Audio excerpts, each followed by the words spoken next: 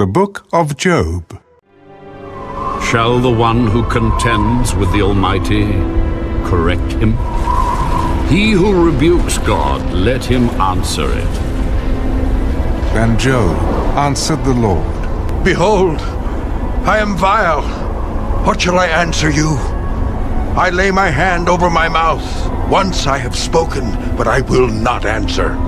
Yes, twice, but I will proceed no further. Then the Lord answered Job out of the whirlwind. Now prepare yourself like a man. I will question you, and you shall answer me. Would you indeed annul my judgment? Would you condemn me that you may be justified? Have you an arm like God? Or can you thunder with a voice like his? Then adorn yourself with majesty and splendor, and array yourself with glory and beauty. Disperse the rage of your wrath. Look on everyone who is proud, and humble him. Look on everyone who is proud, and bring him low. Tread down the wicked in their place. Hide them in the dust together. Bind their faces in hidden darkness. Then I will also confess to you that your own right hand can save you.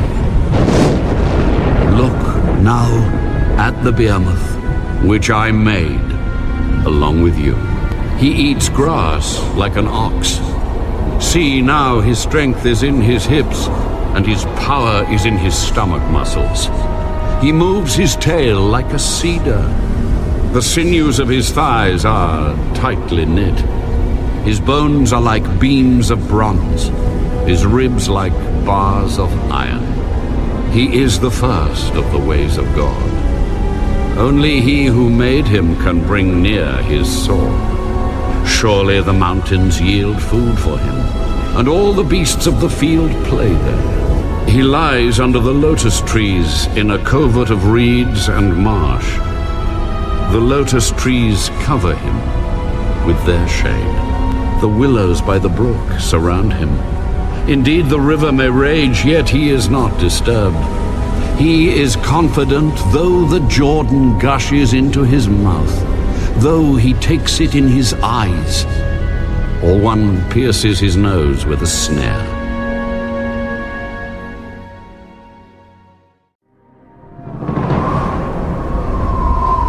Can you draw out Leviathan with a hook, or snare his tongue with a line which you lower? Can you put a reed through his nose, or pierce his jaw with a hook? Will he make many supplications to you? Will he speak softly to you? Will he make a covenant with you? Will you take him as a servant forever? Will you play with him as with a bird? Or will you leash him for your maidens? Will your companions make a banquet of him? Will they apportion him among the merchants? Can you fill his skin with harpoons, or his head with fishing spears? Lay your hand on him. Remember the battle. Never do it again. Indeed, any hope of overcoming him is false. Shall one not be overwhelmed at the sight of him? No one is so fierce that he would dare stir him up. Who then is able to stand against me? Who has preceded me that I should pay him? Everything under heaven is mine. I will not conceal his limbs, his mighty power, or his graceful proportions. Who can remove his outer coat? Who can approach him with a double bridle? Who can open the doors of his face with his terrible teeth all around? His rows of scales are his pride, shut up tightly as with a seal. One is so near another that no air can come between them. They are joined one to another. They stick together and cannot be parted. His sneezings flash forth light, and his eyes are like the eyelids of the morning. Out of his mouth go burning lights. Sparks of fire shoot out. Smoke goes out of his nostrils as from a boiling pot, and burning rushes. His breath kindles coals, and a flame goes out of his mouth. Strength dwells in his neck, and sorrow dances before him. The folds of his flesh are joined together. They are firm on him and cannot be moved. His heart is as hard as stone, even as hard as the lower millstone. When he raises himself up, the mighty are afraid. Because of his crashings, they are beside themselves.